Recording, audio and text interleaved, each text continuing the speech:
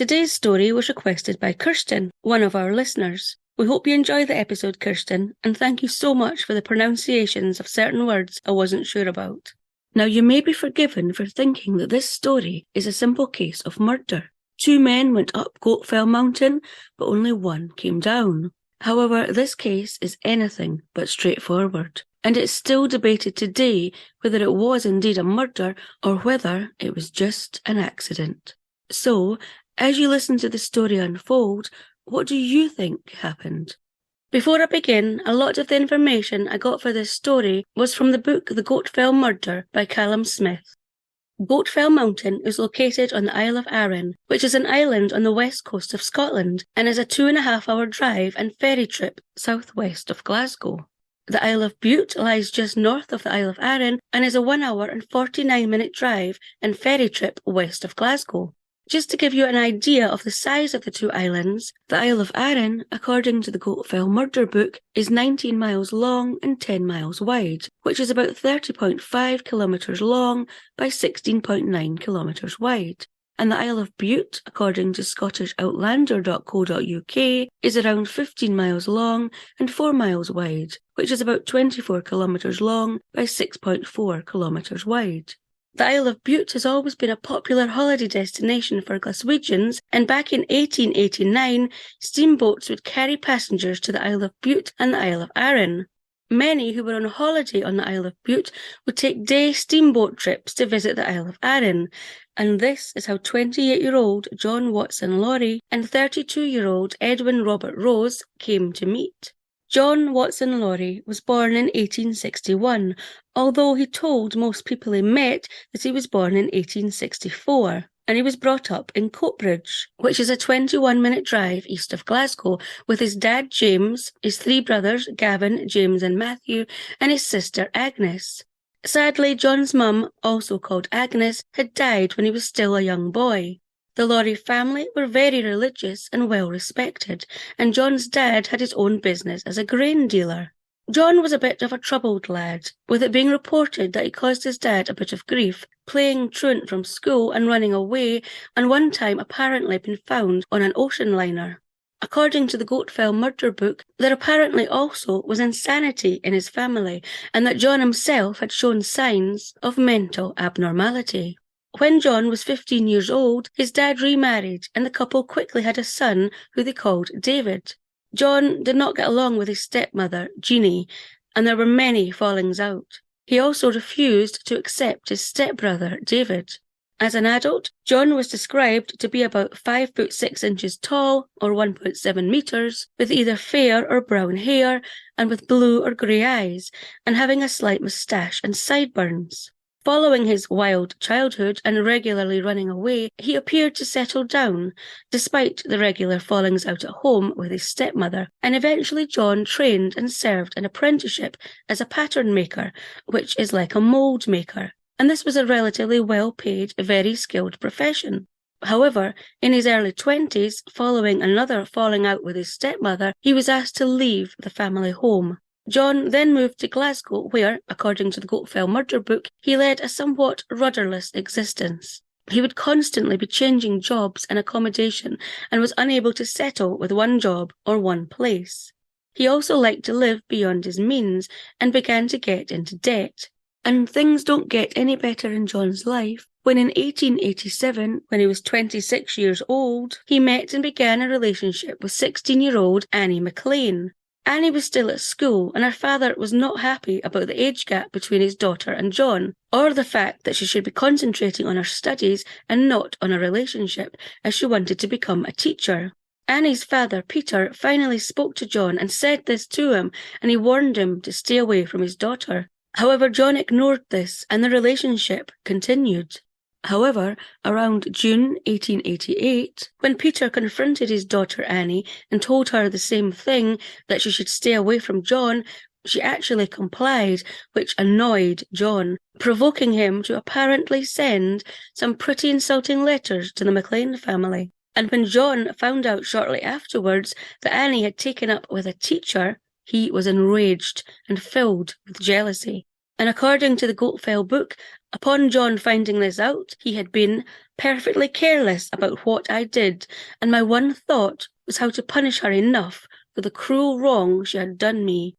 Something that might have also fueled the rage John felt towards Annie was that shortly after she had ended their relationship, he had been fired from his job, so he was on the hunt yet again for another one. Also in June 1888, possibly to continue to fund the lavish lifestyle that John had become accustomed to, despite his sporadic income not being able to keep up with it, John stole £18 worth of jewellery from his landlady, which in today's money would be about £1,800 or about $2,000, leaving him again to find alternative accommodation. It was also possible that he had stolen this money to enable him to take his regular annual holiday to Rothsay on the Isle of Bute, as apparently he went there a few weeks later. And it just so happened that his ex-girlfriend, Annie McLean, and her new boyfriend were also holidaying in Rothsay at the same time, and John would be there to spy on them both. When John's holiday on the Isle of Bute came to an end, it was reported that he apparently left his accommodation without paying, something which would become very common for John Laurie. In early January 1889, John had entered into a new relationship with a woman he knew from his church called Grace, who he had known for 3 years before dating. The pair would see each other a couple of times a week, and by late March, early April, John had asked Grace to marry him. Grace had, however, declined, as her father did not approve of John. Not to be deterred, though, John would go on to ask Grace to marry him a further 3 times, but each time Grace declined. Also in March 1889, John was arrested for the theft of the jewellery from his previous landlady, and he appeared in court 2 days later. At this time, despite his father having asked John to leave the family home, he still came to his son's aid, and the charges were dropped when John's father offered to pay the jewellery owner the cost of her jewellery, which was accepted. By this time, John had found himself another job and new accommodation, but he wasn't quite ready to settle down in life yet, as by June 1889, John was yet again in a different job, now working in Springburn, which is a 12-minute journey north-east of Glasgow, and in new accommodation at North Frederick Street, a 9-minute journey north-east of Glasgow city centre. But the landlady didn't see much of John, as he left for work very early in the morning and was often not back until 10 p.m. at night. With John working such long hours in his new job, by early July he was looking forward to the annual trades holiday, which was always between the 6th and the 19th of July, and as usual he would be heading to the Isle of Bute, and had even agreed that he would meet up with his girlfriend Grace at some point on holiday too, as she too would be on holiday in Rothsay, and despite Grace turning down his marriage proposal, the pair continued to be fond of one another and would still meet up regularly. However, a week before John was due to depart for his holiday in Rothsay, he happened to bump into his ex-girlfriend Annie. While Annie had spotted John first and had begun to run away to avoid him seeing her, he did see her, and according to witnesses, he gave chase, caught her, grabbed her by the arm, and began to make some remarks. What these remarks were, I'm not sure, but he clearly still had issues with being dumped by Annie. It also turned out that Annie and her mother would also be going to Rothsay for their annual holiday at the same time as John, and apparently John knew this, as he had said, according to the Goatfell book, that one of the reasons he was going on holiday to Rothsay in 1889 and why he had gone to Rothsay the previous year was to watch her audacious behaviour. Also going to the Isle of Bute for his annual holiday in 1889 was 32-year-old Edwin Robert Rose. Edwin was described as being about 5 foot 7 inches or 1.73 metres tall, with dark hair, sideburns and a moustache. He was the middle child of 7 brothers and sisters, and lived in Upper Tooting in London with his family. According to the Goatfell murder book, Edwin worked as a clerk for a retired builder, not a very well-paid profession. The Rose family were not wealthy, with Edwin's father receiving a meagre pension. And at the time of Edwin's annual holiday in July 1889, it was reported that the Rose family had fallen on even harder times. Edwin also played and taught the violin and was a Sunday school teacher. He also was involved in a movement called the Temperance, which according to Wikipedia is a social movement promoting temperance or complete abstinence from consumption of alcoholic beverage. Participants in the movement typically criticise alcohol intoxication or promote teetotalism, and its leaders emphasise alcohol's negative effects on people's health, personalities, and family lives. Typically, the movement promotes alcohol education, and it also demands the passage of new laws against the sale of alcohol, either regulations on the availability of alcohol or the complete prohibition of it. However, apparently, while on holiday, Edwin was known to have a brandy flask in his possession, for medicinal purposes, of course. So, at the beginning of July 1889, both John Laurie and Edwin Rose would make their way to their holiday destination of the Isle of Bute. On the 4th of July 1889, Edwin began his journey from London to Scotland, and ultimately Rothesay on the Isle of Bute. Now, despite Edwin not being a big earner and his family not really being well off, he had booked himself into the upmarket Glenburn Hydropathic Hotel, which overlooked Rothesay Bay. One of the reasons Edwin had chosen to stay at this particularly prestigious hotel was because it had tennis courts, and Edwin was a particularly keen tennis player, actually bringing with him from London his tennis gear and racket. The other reason may have been because the owner of the hotel was also a supporter of the temperance movement, and thus there was no drinking alcohol in his hotel. So by staying in such a hotel for this holiday, which was definitely not a lifestyle he would regularly enjoy, perhaps he was trying to appear to be more affluent than he actually was.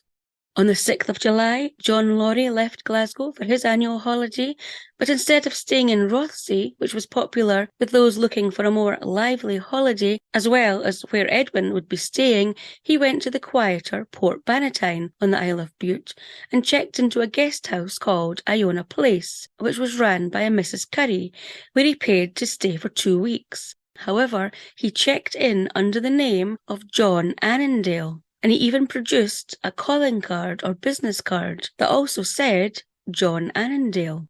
Apparently, throughout this holiday, John Laurie introduced himself to everyone as John Annandale, even to those who knew him as John Laurie. Now, from what I have read, the fact he was using an alias wasn't a big thing back then. When you went on holiday, you could be whoever you wanted, and so John Laurie wanted to be John Annandale, and he pretended he was somebody he wasn't. It also, of course, helped if John undertook a different name during this holiday, as he had the awful habit of leaving his accommodation without paying.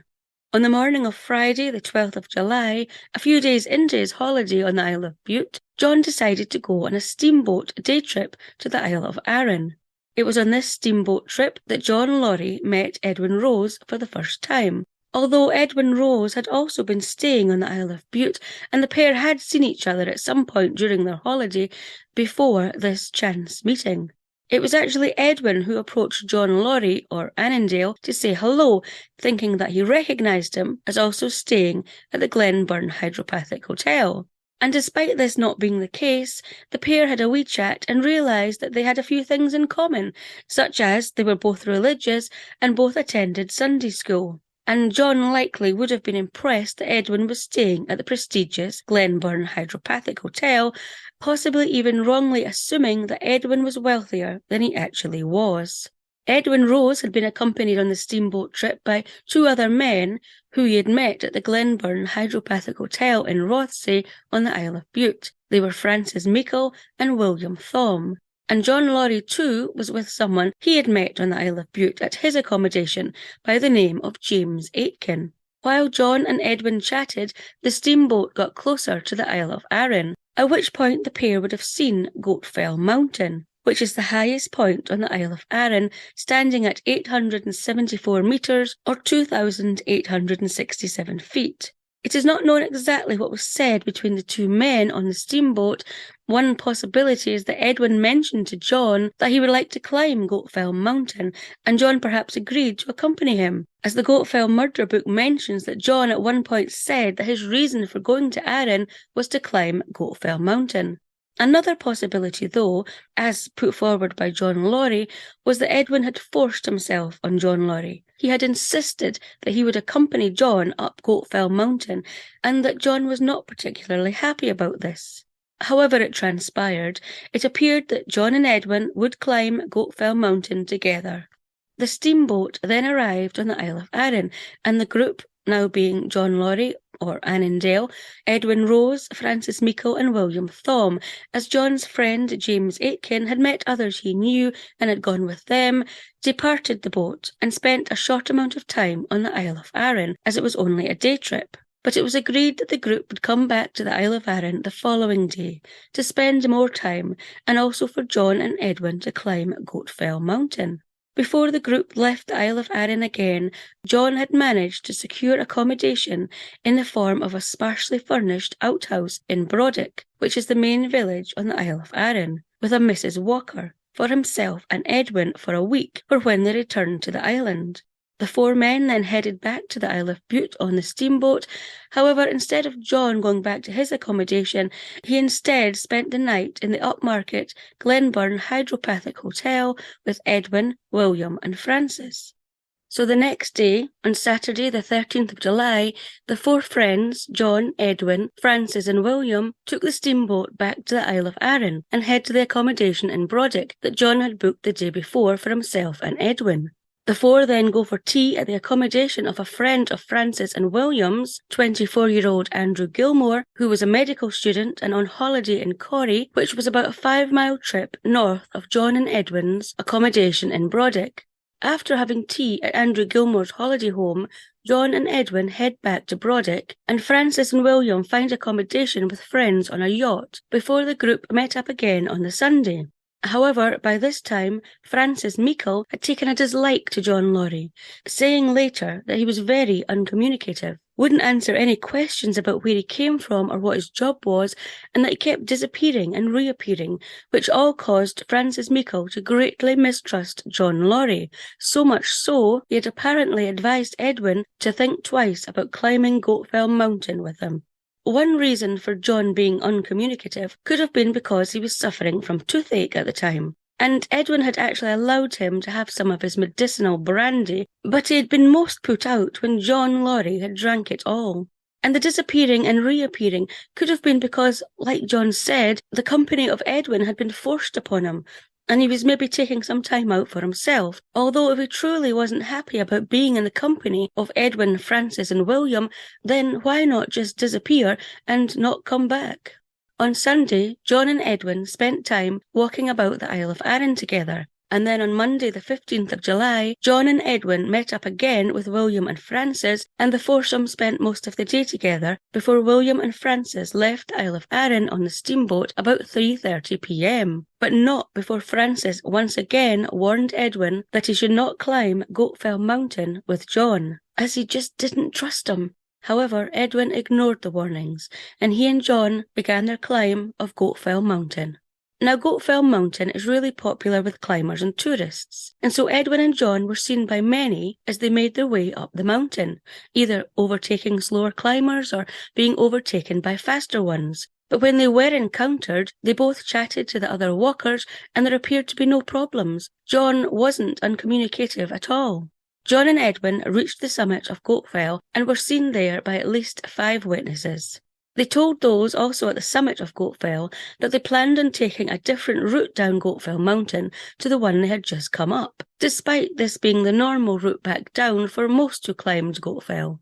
After spending no more than 6 minutes at the summit, John and Edwin left to make their way back down, being seen for the last time leaving the summit at about 6:15 p.m. This was the last time Edwin would be seen alive. 3 days later, on Thursday the 18th of July, Edwin's family became concerned as he had not returned from his holiday as expected. By Monday the 22nd of July, Edwin's family had begun to make inquiries on the Isle of Bute, where Edwin said he would be staying, to see if they could determine his whereabouts. Having found out that Edwin had gone to the Isle of Arran with friends, on Saturday the 27th of July, Edwin's brother Benjamin arrived on the Isle of Arran and headed to Brodick, where Edwin had been staying with John Laurie. Mrs. Walker, the landlady at the accommodation where John had booked himself and Edwin in for the week, told Edwin's brother that on Tuesday the 16th of July she had gone to waken the two men at about 11 a.m, only to find the men and their bags gone, with only Edwin's tennis racket and John's straw hat being left behind. She had been annoyed as the bill had not been paid. Upon other inquiries being made, it was found out that John Laurie was seen on Tuesday the 16th of July at 7 a.m. on the ferry leaving the Isle of Arran, alone, with Edwin's Gladstone bag. So where was Edwin? There had not been a confirmed sighting of him since Monday the 15th of July at 6:15 p.m. at the summit of Goatfell. And so, on Sunday the 28th of July, 13 days after the last sighting of Edwin, a full-scale search of Goatfell was organised. However, despite at least 200 people carrying out the search, the climb up Goatfell Mountain was arduous and dangerous, with exposed drops of up to 32 feet or about 10 metres, and some parts of the mountain looked as if they had not been visited before. And so it wasn't until 2:15 p.m. on Sunday the 3rd of August, a week later, as Sundays were the best day for searches to be carried out as everyone was off work, that Edwin's body was finally found under a massive boulder at a height of 1,500 feet or 457 metres near the head of Glen Sannox that had a cavity under it where Edwin's body had been found face down, and a man-made dry wall of 42 stones with the grass and heather in between concealed the entrance. Edwin was briefly examined on the mountain by Dr. Andrew Gilmore, who was on holiday in Corrie at the time, and by Dr. William Fullerton, who lived on the Isle of Arran, and they noted that there were extensive and severe injuries to Edwin's head and face, with his skull being in 8 or 9 pieces and smashed beyond recognition. So much so that Edwin could only be identified by his clothing by his distraught brother. It was also noted that the bottom of the coat that Edwin was wearing was up and around his head. Edwin's pockets were all empty, a walking stick and part of Edwin's waterproof jacket were found nearby in heather. However, high above where Edwin's body was found, at the foot of a 32-foot drop, a knife, a button and a pencil were found, as well as a cap being found at the foot of a 19-foot drop. If these items had fallen out of Edwin's pockets, the question was he pushed or did he fall? Edwin's brother Benjamin believed that his brother had been drugged and then dragged or carried to the boulder and placed under it. And about 9 days after Edwin's body was found, a small glass bottle had been discovered near the boulder where Edwin had been found, and it had apparently smelled of laudanum. Had this bottle belonged to John, or was it completely unrelated? Edwin's body was then placed in a wooden box and carried down the mountain, and a complete examination of Edwin's body took place the following day by Doctors Gilmore and Fullerton. It was discovered that he had a broken shoulder. His upper jaw had been detached, his upper vertebrae was detached, he had broken ribs and a buttock wound, with most of the injuries all being on his left side. His clothing was only damaged around his shoulder and buttock wounds. There was no other damage to his limbs or hands, and there were no signs of extensive bleeding. Although being high up in the mountain, the weather was erratic and it had rained. The post-mortem concluded that the death was caused by repeated blows on the left side of the head, inflicted by a heavy instrument, such as a stone. So, following finding Edwin's body under a large boulder with severe and extensive injuries, the police were keen to speak to the last man he was seen with, John Annandale, who we know as John Laurie.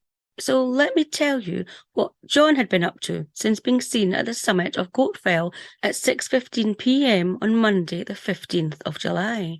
A young shepherd called David, who had been with 2 young women near a graveyard, came forward to the police to say that he had seen who he believed to have been John Laurie come down off the mountain at Corrie between 9 and 9:30 p.m. on Monday the 15th of July, which meant that John had come down from Goatfell Mountain on a particularly difficult and not well-used route. However, when the 2 women who had been with David were questioned, they denied that this had happened, or that David had disclosed to them seeing a man that night. The next confirmed sighting of John is at the Corrie Hotel just before 10 p.m, where he met a man who was camping nearby with some friends and had asked the man if he would order a drink for him, which was ordered through a window into the bar on the outside of the hotel. The two men then had a brief chat over their drinks, with the man later telling the police that John was quite composed and not anxious in the slightest. John then walked off in the direction of Brodick, which is 6 miles or 9.6 kilometres from Corrie, where his and Edwin's accommodation and bags were.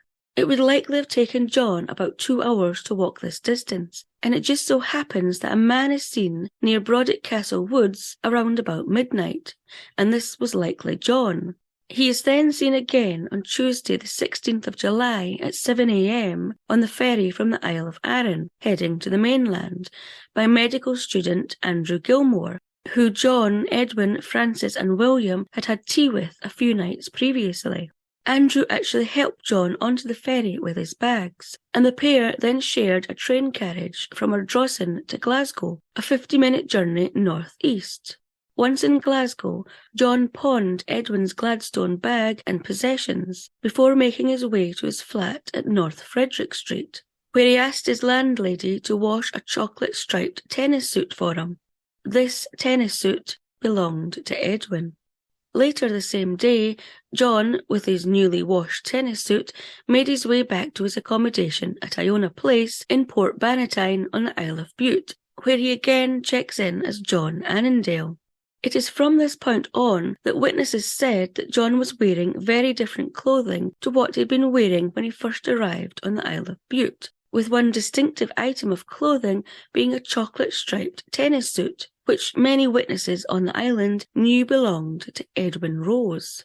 Other than the oddity that John was now being seen wearing Edwin's distinctive clothing, nothing else appeared out of turn, and John spent the rest of his holiday enjoying all that the Isle of Bute had to offer, which included, according to the Goatfell Murder book, pleasure cruises, excursions, romantic evening sailings, music on the promenade by fiddlers or pipers, concert parties, dancing, many public houses, and even fireworks.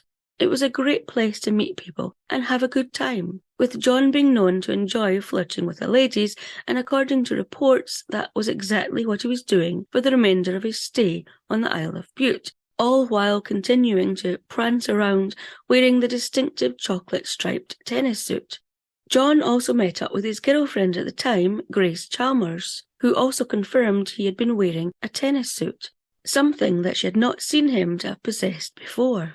Also, the man John Laurie had been with on the steamboat the day he had met Edwin, James Aitken, also reported seeing John around the island and reported to have seen him wearing a white yachting cap, one which he had never seen him wear before, but certainly was very familiar to one he had seen Edwin Rose wearing.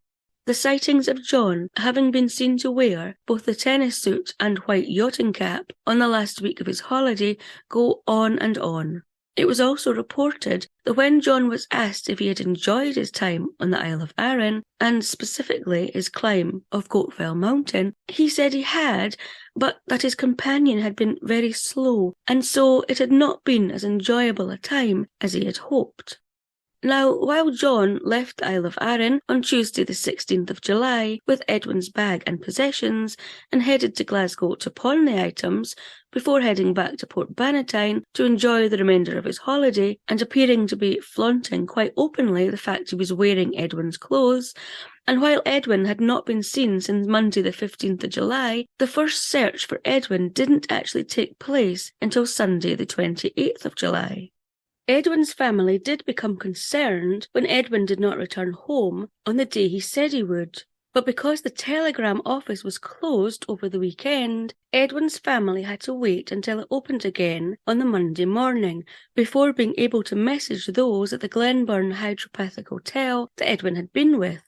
And those who were staying at the Glenburn Hydropathic Hotel and knew Edwin had gone to the Isle of Arran to climb Goatfell Mountain and had not been seen since were not concerned, as they just assumed that Edwin had decided to cut his holiday short and head home, having already paid his bill at the hotel and having taken all of his belongings with him. So it was due to these circumstances and assumptions that had significantly delayed a search for Edwin being carried out, and that allowed John to happily conclude his holiday and parade about wearing Edwin's clothes. So, on Saturday the 20th of July, 8 days before the search for Edwin took place, John left the Isle of Bute, once again not paying his bill, and travelled back to his rented room at North Frederick Street in Glasgow. He then carried on with his daily routines and going to work, albeit it was reported that he was becoming more distressed and anxious at the newspaper reports of the missing man on the Isle of Arran. His anxiety would peak on the 31st of July when he was confronted by someone who knew he had been with Edwin Rose, whose disappearance by this time was widely known, as was the fact the police were looking for the last man to have been seen with Edwin, John Annandale.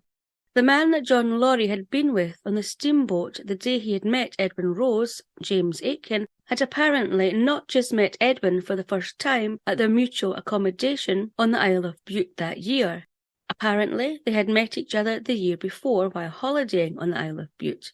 It is also suggested, as James Aitken worked for his family who were involved in the grain industry, it is likely that James and John had been aware of each other before meeting on holiday. And so, knowing each other relatively well, John and James had spent the first part of the holiday doing things together, which included taking a steamboat to the Isle of Arran, where they had met Edwin Rose and the two men Edwin had met at his accommodation.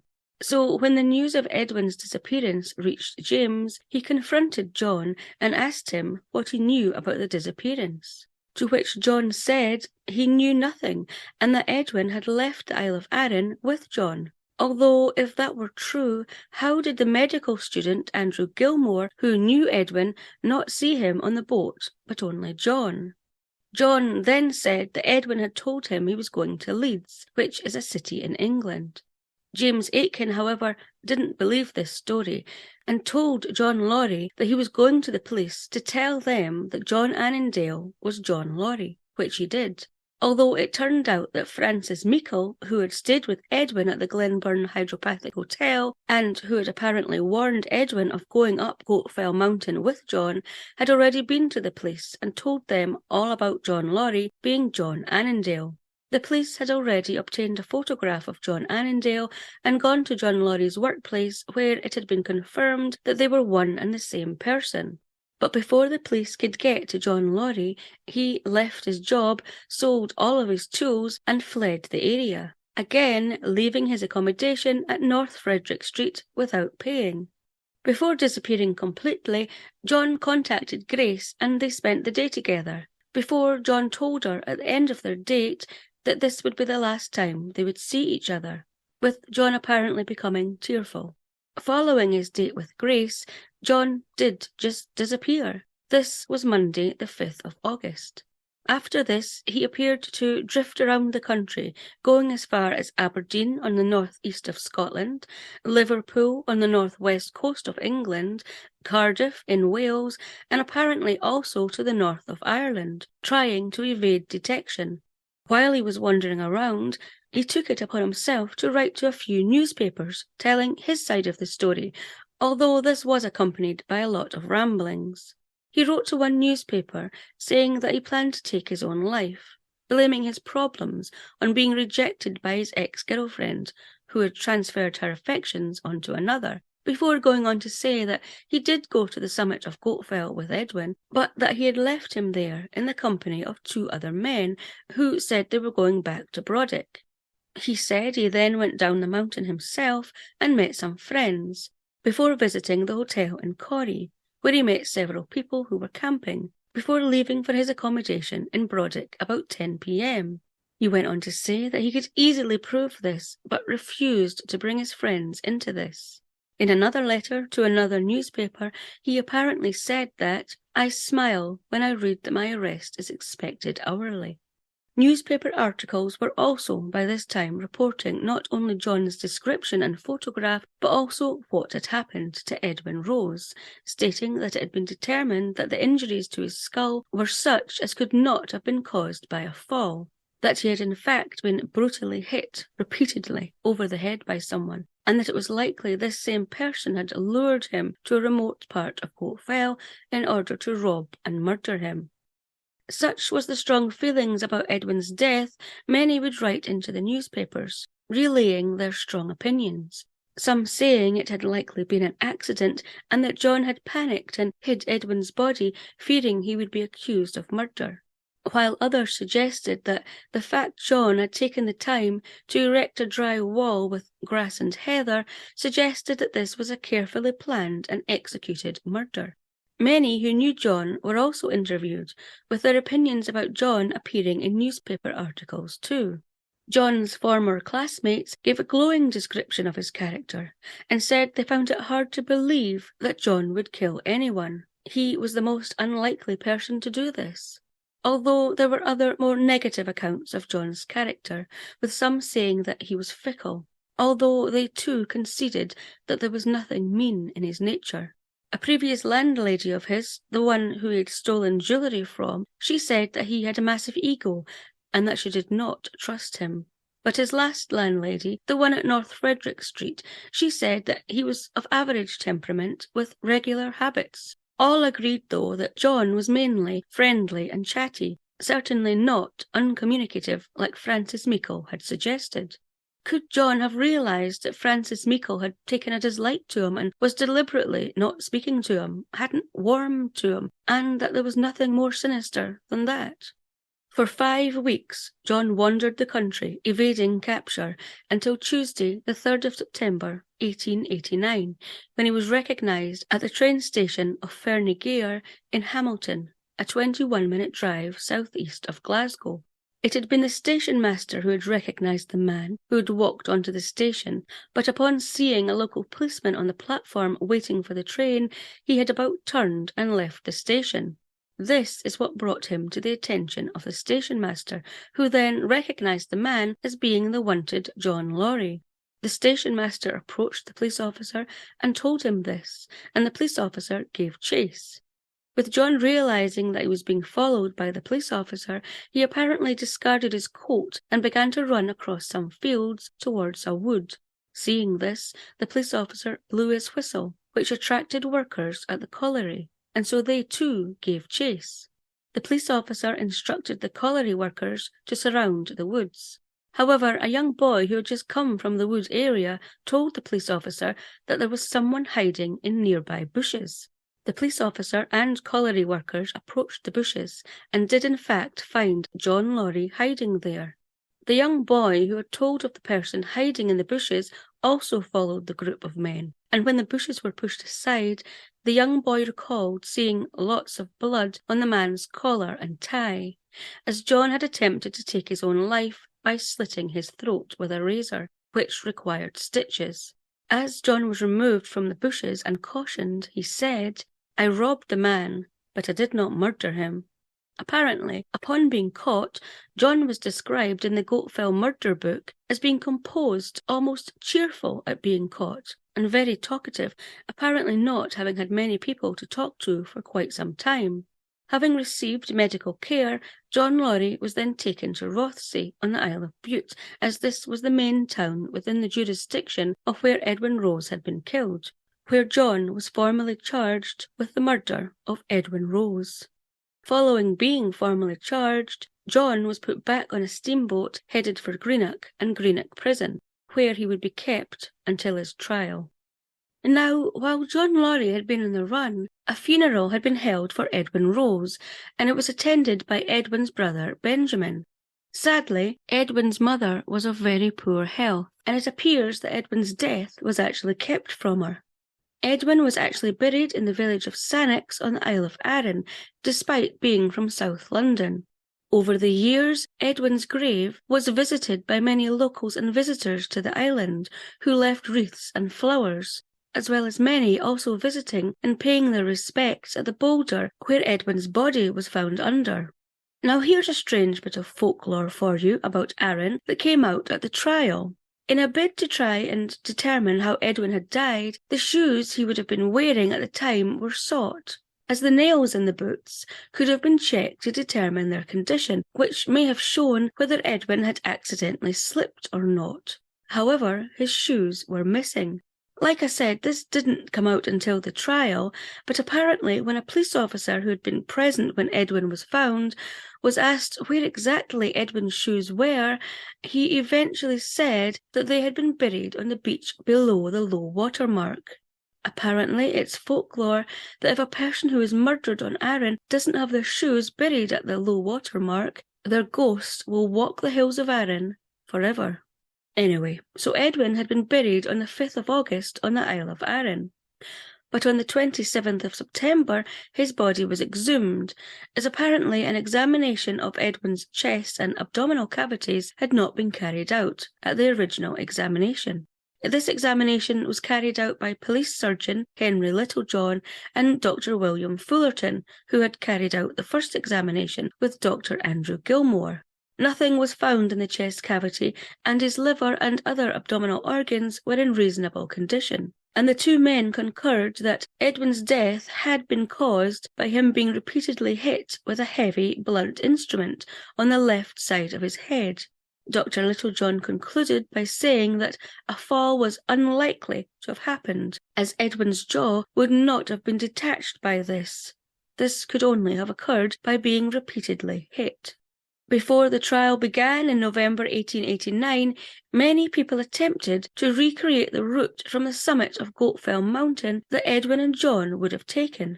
Firstly, to see if it were at all possible that John could have murdered Edwin, dragged his body about 200 metres or 656 feet to the boulder, put him under it, built a dry wall of 42 stones, then made his way down the mountain, arriving at the Corrie Hotel just before 10 p.m.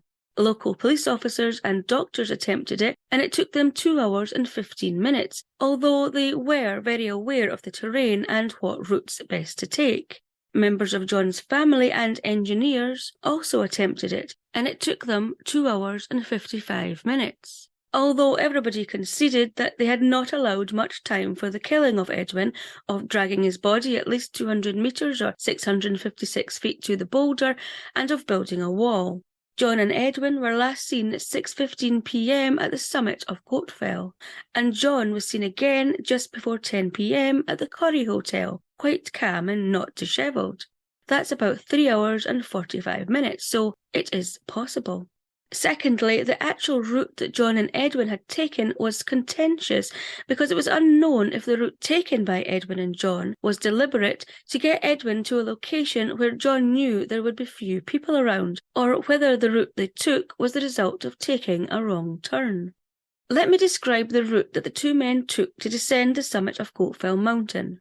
Rather than going back down the way they came, which was a much safer path, and one they would have been familiar with, having taken that route up the mountain, Edwin and John decided to take a more adventurous route, which began with them having to navigate a narrow, windswept ridge. They then had the choice to take a path that led to Corrie via Cluarantonn, or they could descend to the saddle, which according to the Goatfell Murder Book is 1,456 feet or 444 metres high and is situated between Glen Rosa and Glen Sannox, two great glens. From the saddle, you could then take a path via Glen Rosa, which would take you to Brodick, or take a path via Glen Sannox, which would take you to Corrie. And it is believed this was the path that John and Edwin intended to take. This decision was questioned, however, because the path that led to Corrie via Cluarantonn was much simpler and quicker than the route they decided to take, bearing in mind it would have been early evening and beginning to get dark. According to the Goatfell Murder Book, it is possible they decided to take this route via Glen Sannox because they wanted to complete the 3 great tourist attractions on the Isle of Arran, which are climbing Goatfell Mountain, seeing Glen Rosa, which they had gone through on the way up Goatfell Mountain, and then completing the trio by going through Glen Sannox. However, as it turned out, John and Edwin didn't actually take this route, but instead descended to Glen Sannox via Cluarantonn, which was a useful shortcut, but was a difficult and hazardous descent as Arran granite slabs had a tendency to erode into small stones, almost like gravel, with drops of 19 foot and 32 foot, or 5.7 metres and 9.7 metres, and this was where Edwin's body was found. While many believe that the route taken was a deliberate decision by John in order to get Edwin alone and in a perilous position where he could kill him, others believe that it had merely been a navigational error, possibly further impacted by the poor weather. The trial began in the High Court in Edinburgh on Friday, the 8th of November, where John Laurie faced the charge of assaulting Edwin Rose, throwing him down, beating him, and murdering him, to which John pleaded not guilty. The defence's stance was, as was instructed by John Laurie, that himself and Edwin had descended Goatfell Mountain independently, possibly taking different routes, and the last time John had seen Edwin was at 6:15 p.m. at the summit of Goatfell. All witnesses from Arran took to the stand and were questioned, which included David the shepherd, who repeated that he had seen John come down from Goatfell Mountain alone via a particularly difficult and unused route near a graveyard, about 9 or 9:30 p.m, when he had been in the company of 2 women. However, when the 2 women he had been with took to the stand, they said this hadn't been the case and that they hadn't seen John that night at all, and that David hadn't mentioned seeing this man to them. So, could John have been with friends before being seen at the Corrie Hotel, like he said when he had written to the newspapers, and not being alone, having just come down from Goatfell Mountain? But if this had been the case, then no witnesses had been called to back this up. Next, the 3 prosecution medical witnesses, Andrew Gilmore, William Fullerton and Henry Littlejohn, were questioned extensively, with the prosecution's aim being to try and firstly prove that Edwin had been murdered and that John had been the one to do this, and that secondly, Edwin had been murdered by being repeatedly hit by a stone to the left side of his head before being hit repeatedly in the face to try and hide his identity, and thirdly, that John had then robbed Edwin. The defence's aim was to try and prove that Edwin had died following a fall, a tragic accident. The 3 prosecution medical witnesses all agreed that Edwin's death had been as a result of direct violence by repeated blows to the head. If Edwin had indeed fallen instead, then there would have been broken limbs and/or internal organ damage, which the second post-mortem confirmed was not the case. Just as an aside, the prosecution medical witness Andrew Gilmore, he was actually the father of the young medical student, also called Andrew Gilmore, that John Laurie, Edwin Rose, Francis Meikle and William Thom had had tea with 2 days before Edwin and John climbed Goatfell Mountain. Now, wouldn't this have been a conflict of interest, as his son had met both John and Edwin had been friendly with Francis and William, who both had warned Edwin against climbing up Goatfell Mountain with John, as they didn't trust him. They are all bound to have talked about the case, and Andrew Gilmore Sr. likely had already been told all about what the others thought of John Laurie before he took to the stand. The fact that Andrew Gilmore Sr. was Andrew Gilmore Jr.'s father was not disclosed at the time of the trial, and therefore his testimony was taken at face value. At the conclusion of day 1, where John Laurie was on trial for murdering Edwin Rose, quite a serious offence and could mean being executed if found guilty, as the death penalty wasn't abolished in the UK until 1965, the judge presiding over the trial told the court that the trial must conclude by the end of the following day. That would be only 2 days to try and prove or disprove a theory, despite a murder trial normally lasting 2 weeks.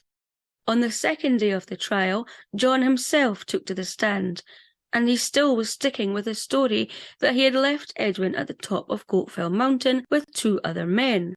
It was speculated that if John had actually listened to his defence team and said that Edwin had died following a fall, and that yes, he had robbed him afterwards, then this would have made the prosecution's job much more harder to prove any foul play. However, John refused to change his story to help himself, and things just weren't adding up. If he had left Edwin alive at the top of Goatfell Mountain, then why had he removed Edwin's travel bag from the accommodation in Brodick? One might feel that he did this because he knew Edwin would not be coming back for it, although it was well highlighted that John would regularly not pay his bills and had stolen jewellery in the past, so perhaps it could be argued that this was just John's usual habit, to take what didn't belong to him. But then there was wearing Edwin's clothing. If he knew he was likely to come into contact with him again, would he really have been so brazen as to have worn Edwin's striped suit and yachting cap? Or was it more likely that he knew he wouldn't be seeing Edwin again? John did himself no favours by taking to the stand and sticking to this very shaky story. It also must be noted that at no point was there any mention of the option of an insanity plea being considered. Also taking to the stand on day 2 was Francis Meikle, and apparently his testimony clearly demonstrated his dislike for John and his belief that he had murdered Edwin. James Aitken also took to the stand and recounted his time spent with John Laurie on the Isle of Bute. Those who had travelled the same route that John and Edwin would have taken also took to the stand, with it being determined that Edwin and John could easily have avoided any difficult parts of the route by going a different way, and therefore it was believed Edwin had not accidentally fallen. Witness after witness for the prosecution took to the stand on the second day until about 2 p.m, when it was finally the defence's turn to present their case, and they were given a mere 3 hours to do this. The defence stated that it had been Edwin who had approached John on the steamboat, so clearly there was no planning in advance. They stated that while John had indeed stolen Edwin's Gladstone bag and clothing, this did not demonstrate that he had murdered Edwin. Indeed, they believed this proved that John had not known that Edwin was dead, as why on earth would he return to the Isle of Bute and spend the rest of his holiday wearing a man he knew was dead's clothing? The defence stated that John had carried on with his holiday as normal, with no one reporting any change in his behaviour, and that when he had returned back home and to work, his change in behaviour was only observed once reports of Edwin's disappearance began to emerge. The defence stated that the prosecution had failed to even prove that Edwin had been murdered, that the evidence was circumstantial, there were no witnesses, there was no murder weapon found, no blood had been observed on John's clothing at the Corrie Hotel that evening, he could not even be placed at the crime scene. All that could be proven was that he had stolen Edwin's Gladstone bag and striped suit. The prosecution had failed to prove that John had actually descended Goatfell Mountain with Edwin, and not that he had left him at the summit of Goatfell. It was also stated by the defence that if John had indeed murdered Edwin and then hid his body in a bid to conceal foul play, then why would he have left Edwin's belongings scattered about the area? Surely he would have gathered them up and hid them too. They believed that the scattering of the items, such as a pencil, a knife and a button, indicated that these items had fallen from Edwin's pockets as he fell down the mountain. The 3 defence medical experts, Dr. Watson, Dr. McGilvery and Dr. Thompson, had not been able to examine Edwin's body, but had been able to visit the crime scene, and had actually located 2 areas they believed the fall may have occurred. The defence's medical experts stated that the injuries Edwin had sustained were not consistent with him being repeatedly hit, but instead more likely to have occurred due to a fall. One thing of note was the fact that there were no injuries to Edwin's hands, with the prosecution saying that if it had been a fall, then surely Edwin would have reached out and grabbed something or to protect himself, and the lack of any injury to his hands indicated that no fall had happened. However, the defence medical experts countered by saying that if Edwin had fallen off the mountain backwards, then there would have been no chance for him to have grabbed anything. It was also asserted by the defence that if John Laurie had in fact inflicted such violence on Edwin Rose, then he most definitely would have been covered in his blood. However, this had not been noted by the man who had bought John a drink at the Corrie Hotel. So, over the 2-day trial, there were 53 prosecution witnesses called out of the 86 that had attended the court, and 7 defence witnesses called out of the 13 that had attended the court. But most of the time, it was the 3 medical witnesses for the prosecution and the 3 medical witnesses for the defence that were on the stand being questioned to try and establish whether Edwin's injuries were consistent with falling backwards over a ledge and his death being an accident, or if his injuries were consistent with receiving a series of violent blows. However, with everyone being well aware that the judge wanted the trial completed by the end of Saturday, the defence and prosecution summed up, both putting forward good arguments for and against a fall, with the defence ending with the fact that the prosecution had failed to prove that a murder had actually been committed, and certainly not that it had been John who had committed it. The judge then summed up before at 9:45 p.m. the 15 male members of the jury left to deliberate. But being aware of the judge's instruction that the trial was to conclude that day, it only took them 45 minutes to return a verdict. It was reported that while the jury were deliberating, John Lorry apparently was very confident of either receiving a not guilty or a not proven verdict, but he was sure that it would not be a guilty verdict, as there just wasn't strong enough evidence to convict him. At 10:30 p.m. on Saturday the 9th of November 1889, the jury delivered their verdict, and John Watson Lorry was found guilty of the murder of Edwin Robert Rose. There was a deathly silence inside the court, as nobody could quite believe that the well-dressed, well-groomed, well-behaved young man in front of them had just been found guilty of murder. John apparently went very pale and stood absolutely emotionless, shocked. The verdict was very close, as 8 jurors had gone for the guilty verdict, while 7 jurors had been unsure and had gone for the not proven verdict. However, with the guilty verdict having been delivered, the trial judge then donned the customary black cap, and with a slight break in his voice, he sentenced John Lorry to be hanged by the neck between the hours of 8 and 10 a.m. on the 30th of November 1889. John Lorry then turned to the courtroom and said, "Ladies and gentlemen, I am innocent of this charge." When word of John's guilty verdict reached those who were waiting outside of the courthouse, it was met with some cheers, a few boos, but mainly surprise. Nobody had expected a guilty verdict, feeling that the evidence given was entirely circumstantial and a conviction should have been impossible. Nevertheless, John Lorry was taken to Greenock Prison to await his execution. He was monitored around the clock, everything he said and did was recorded, and the wardens tried to keep him entertained by playing chess, cards, or dominoes with him. Once John got over the initial shock of his guilty verdict, he spent the days and weeks until his execution date flitting between calm and composed to breaking down, saying that he felt detached and like it was happening to someone else. However, due to the fact he had been convicted by a majority of 8-7, John hung on to the hope that this would mean his execution wouldn't go ahead. How could it when there had only been one vote in it? No, he was confident he wouldn't be executed. Even so, protests and petitions were started, not only against the death sentence, but indeed against the verdict of guilty, with many believing that John Lorry was an innocent man, and fierce debates and medical evidence was presented in newspapers. While John had so much support and petitions had begun in his favour, sadly John's own family did not support him, believing that he actually was guilty of Edwin's murder, going so far as to ask a reverend to visit John and tell him, on behalf of his family, that they thought he was guilty and that he should make a full confession. Saddened by this, John told the reverend that he would not be making a full confession. He was innocent. What John did instead was to make a full statement in the presence of the prison governor and his law agent, in which he said that he and Edwin had climbed Goatfell Mountain.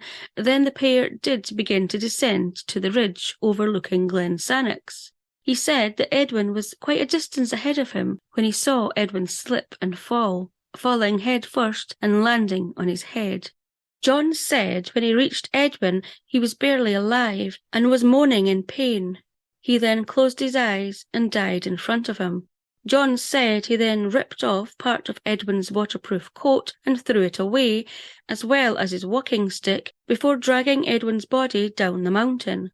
He said that Edwin's knife, button and pencil must have fallen out of Edwin's pockets as he dragged him.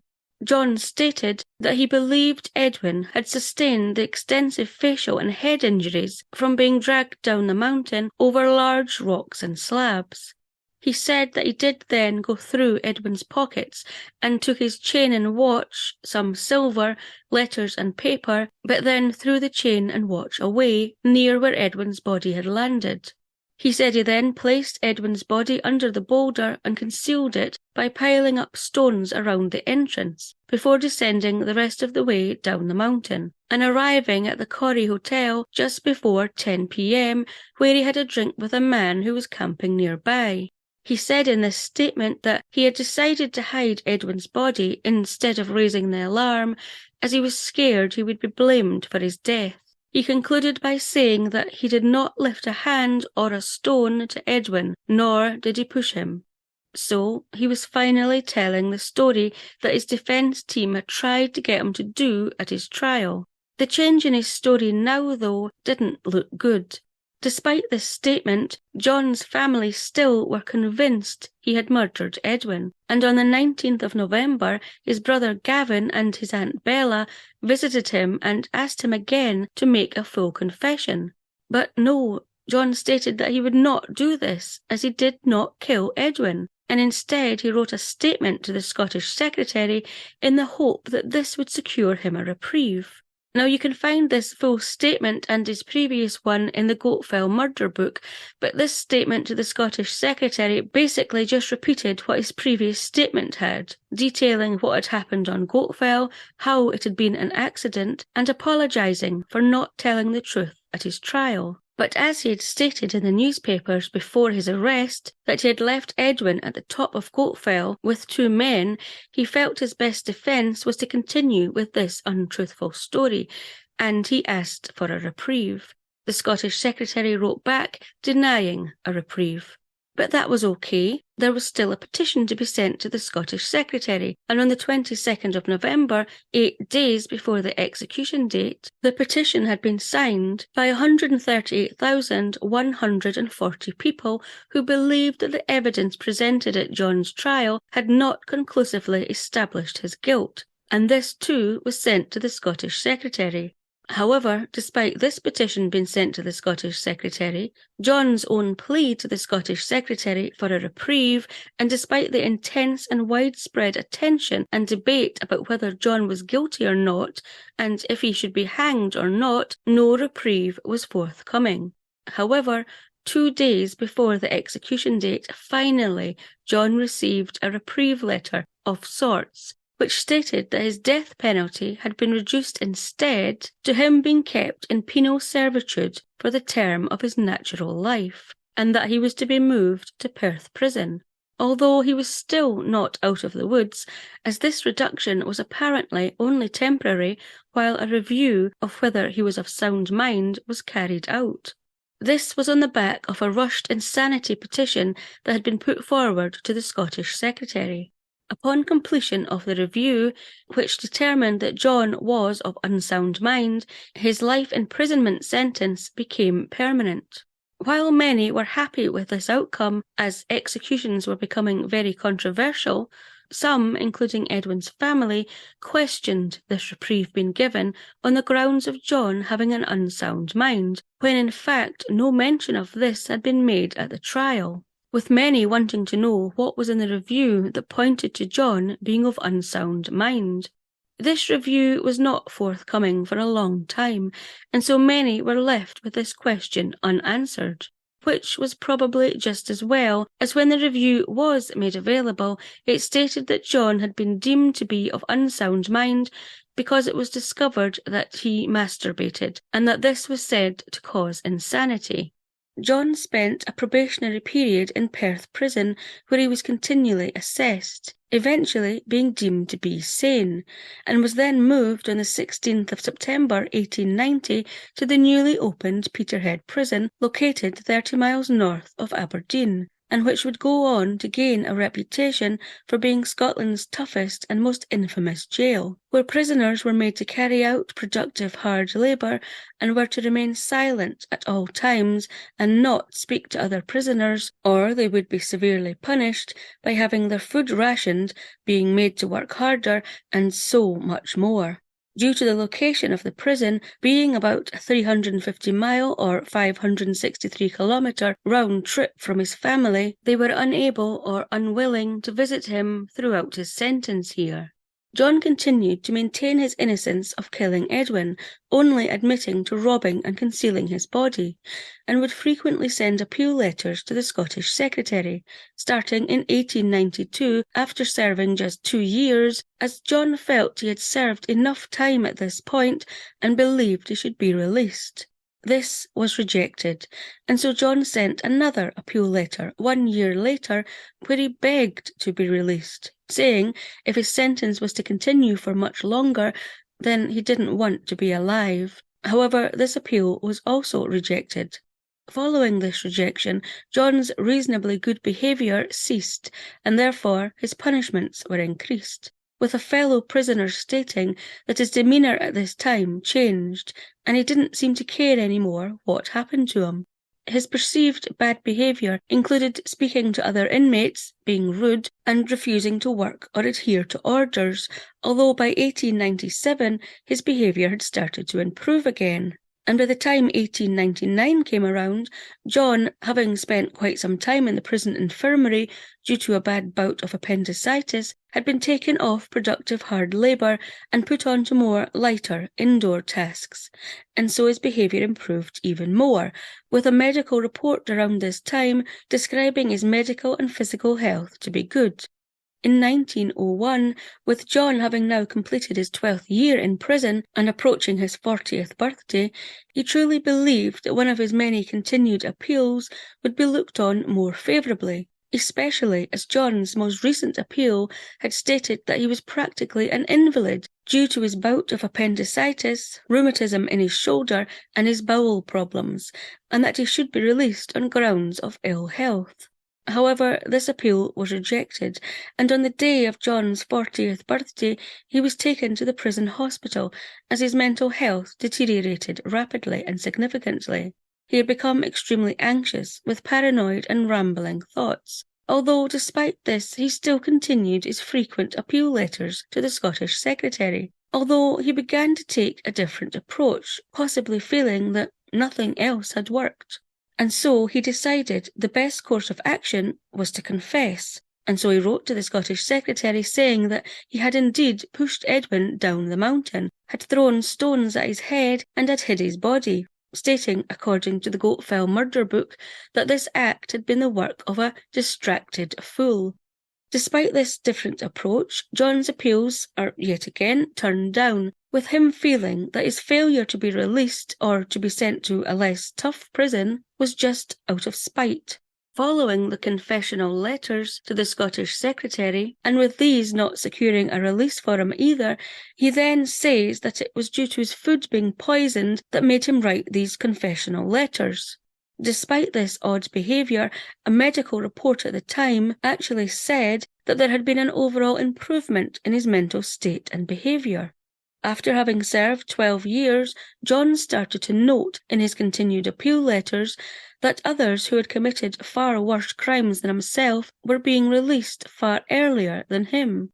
It was at this point that the Scottish Secretary requested another medical assessment of John, and this medical assessment stated, according to the Goatfell murder book, that John did not show any sorrow or loss for his crimes, and that he was not depressed, and that John was well behaved and quiet, and that his heart, lungs and kidneys were healthy.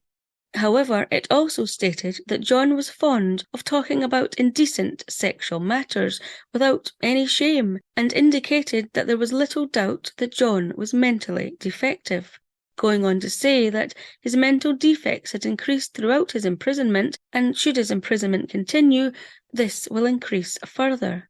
However, despite this, John's appeal was yet again turned down. As John mentioned in one of his appeal letters, it would appear that others who had committed far worse crimes than John were serving a lot less time than him. While John assumed that it was just out of spite that he was being kept imprisoned so much longer than others, the actual reason, which is mentioned in the Goatfell murder book, is that nobody really knew what to do with John. As John had been certified insane after his trial and had had his death sentence reduced instead to being kept in penal servitude for the term of his natural life, but then following being assessed throughout his time in prison, being certified as actually being sane, it was not known whether it was safe to release John on licence or whether John should actually be sent to what was the lunatic department in Perth, as he was meant to serve a term of his natural life, and these discussions were had in the background continually. That was until 1902, when John had served 13 years and had yet again sent another appeal letter to the Scottish Secretary, who in turn ordered another medical examination. This examination concluded that John was insane and that he was a suitable candidate to be transferred to the lunatic department in Perth. Great, finally it's known what to do with John. However, before his transfer could take place, it was determined that while John was insane and would likely become more so if he stayed in Peterhead Prison, that was exactly what was going to happen. He was to stay in Peterhead Prison, and again his appeal was turned down. However, John was told that this would be reviewed again after he had served 15 years in Peterhead Prison. However, it wasn't until September 1909, 20 years after John was captured in Hamilton, that discussions took place again to decide what to do with John. Release him on licence, transfer him to the lunatic department at Perth, or keep him at Peterhead Prison. It wouldn't be until the 24th of August 1910 that John would finally have a decision. He was to be moved to the lunatic department in Perth, which he was, and where he was officially certified as suffering from progressive dementia. However, John was not happy with this outcome. He believed he should have been allowed his freedom. He'd served his time more than most, and he didn't want to be or think he should be in the lunatic department, despite the fact that he'd been sentenced to spend his natural lifetime in prison, and that he could sit in the garden when he wanted, could talk freely, could go on trips out, listen to music, and play the violin that his brother Gavin had brought for him, as he had enjoyed playing the violin as a young man, just like Edwin Rose had. Despite John not being happy with the situation of being kept incarcerated, even though it was not now in the tough, hard labour of Peterhead Prison, but the gentler environment of the lunatic department, with the end of the First World War in 1918, having now spent 29 years locked up, John began to finally accept that he would remain locked up for the remainder of his life. However, to look at John after his 29 years locked up, you would certainly not see the hardship that he had to endure, with him looking young for his age, with a good complexion, a healthy body and mind it would appear. He walked upright and was exceptionally proud of his appearance and took care of himself. In January 1925, when John had spent 36 years locked up, a newspaper started a campaign for John's release. However, again, this proved fruitless, and in April 1926, John suffered a stroke and lost the use of his left arm and leg. In March 1930, 4 years later, John suffered another stroke, and this time his right side was paralysed, and he was practically confined to bed and was unable to feed himself. John died 7 months later, on the 4th of October 1930, at the age of 69, having spent 41 years locked up, which was the longest anyone in Scotland had been incarcerated for at that time. So what do you think? Do you think John had murdered Edwin, or did Edwin fall? Do you think John Laurie deserved to spend the remainder of his life locked up, even if he did kill Edwin Rose? Do you think John was insane? Because it appears the medical experts over the years weren't able to determine this one way or the other. What do you think?